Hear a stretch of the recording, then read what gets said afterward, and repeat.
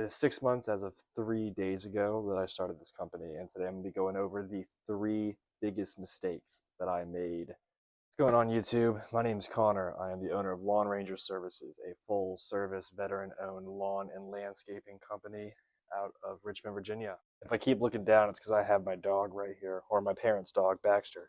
Say what's up, buddy. He's got really sick blue eyes. Hi.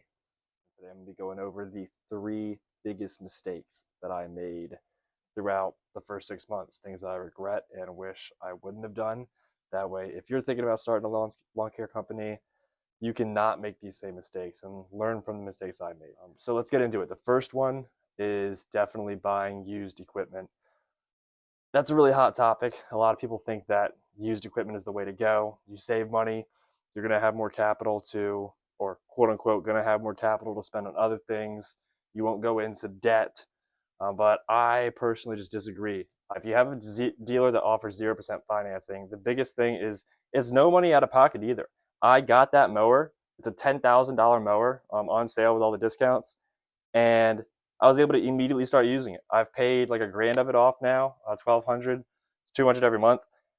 That comes out of the work that I'm doing, so I'm not paying anything out of pocket. People that talk about using used equipment say that it gives you more money. It really doesn't. Like, I am out less money than I would have been if I purchased a used mower.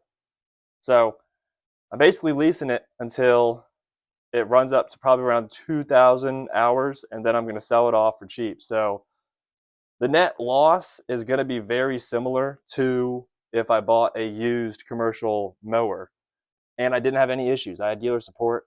There's just, the benefits are hard to deny when it comes to the value that it brings to you. So if you're asking me, buy new.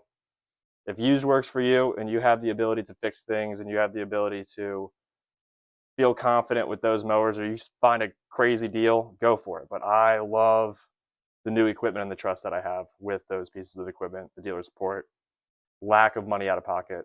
Yeah, the positives are endless. I first had a used mower when I started the company in August. I went out and bought a John Deere 54-inch zero-turn riding mower, and it gave me so many issues, man. I think that the deck was broken. I had it on its highest setting, and the highest setting was 2 inches max. I scalped the mess out of two lawns back to back and immediately knew that mower was just messed up, and I don't have any experience in landscaping. If you have a lot of experience with small engines and mowers and think that you can fix stuff up, by all means, go for the used. Save the money. But for me, I didn't have experience with fixing mowers, and I didn't have experience with that kind of equipment. I didn't want to be dealing with my equipment malfunctioning, breaking down, scalping lawns because the setting wasn't right. I wanted to be able to trust my equipment. So I just highly encourage you to go out, and if you're going to go all in on a lawn care company, to get equipment that you're going to be able to rely on, because the last thing you want to be doing is out there making money and have your equipment break down. The next biggest mistake I made was approaching properties in areas that really I had no business being in. There's very low income areas, people that are getting their yard cut so that the city stays off their back, not because they want their lawn cut looking nice. So I'd be going up to those customers and I'd be like, hey, I'm starting out. I'm looking to get any yards I can. I'll do your lawn for $30, $35. You'll get a lot of advice from older landscapers that say that's just what you got to do. You know, you got to do what you get just to get your name out there and to get on the mower. And I kind of understand what they're saying, but in reality, looking back, I would have preferred to not waste my time there. It didn't bring me any business that I want going forward. If you're cutting for cheap in a neighborhood that is going to bring you business going forward, that's fair. But don't spend time cutting cheap lawns in areas that you don't want to be in long term. Is just not making any money, and it's not building a reputation of quality service in a quality area. It's building a reputation of, hey, I'll do work for real cheap. And if that's what you want to do, go for it. But I'm not looking to do work for real cheap. I'm looking to make money and be able to do quality work, be paid for that work. So early on, don't just take any work that you can get. Take any work you can get in areas that you want to be in so that you can be seen and other people will know, hey, if someone else in my neighborhood is using this guy, clearly he's got some sort of credibility. And that's where the importance of having some branding on your body, on your truck, on your trailer really comes in, because they off unlikely will come up to you. You know, it's much more likely they'll be looking at you from across the street. So you need your company's name big, bold, being able to be seen. And they're like, hey, Long Rangers is here.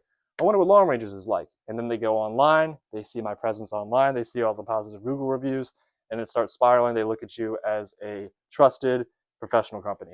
So even if you're doing cheap work, go ahead and do the cheap work. Just make sure it's in a good area. Don't spend time in areas that you don't want to pursue in the future. And my third biggest mistake that I made quite a few times before I learned my lesson was making estimates prior to visiting the property. For the early stages of your company, you're going to just have to take work as it comes. Again, only in areas that you want to pursue. But if you're doing good marketing, you'll get calls. And so I'll get calls from an area that's 30 minutes away. And instead of trekking out there, making a in-person estimate, I'll get a little bit lazy and look at it on Google, try and price it off of Google or price it off of some pictures that they sent in, and it's never in the state that pictures show. You'll never be able to get an actual understanding of what that project entails without physically being there to see it. Um, there's a couple jobs that maybe be able to do that, as far as fertilizer treatment.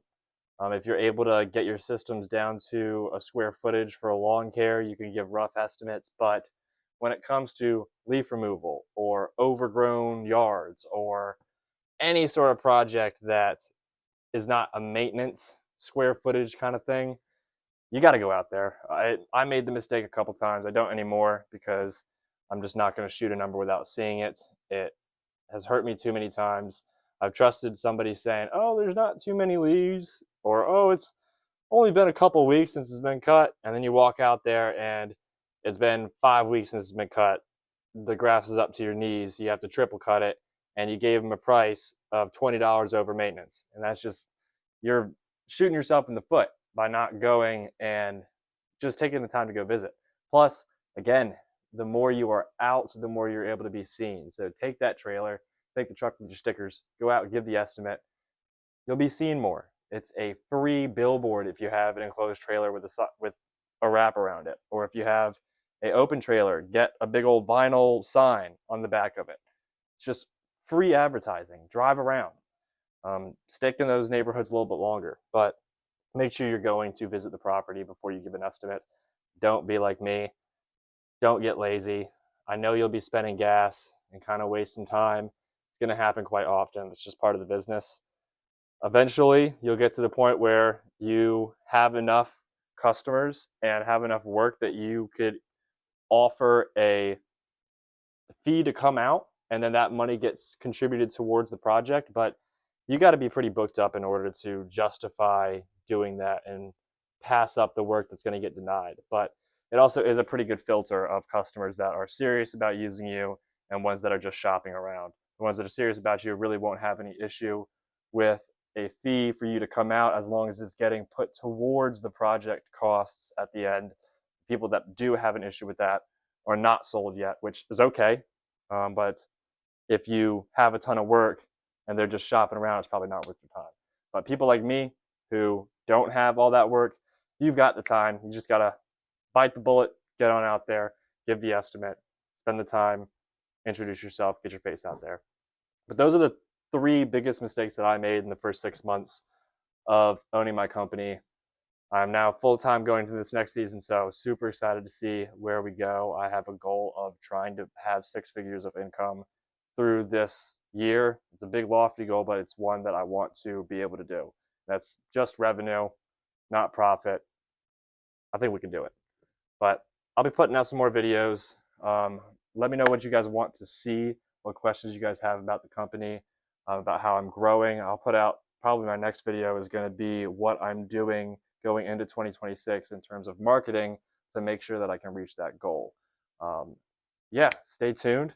Lawn Rangers, ready to deploy.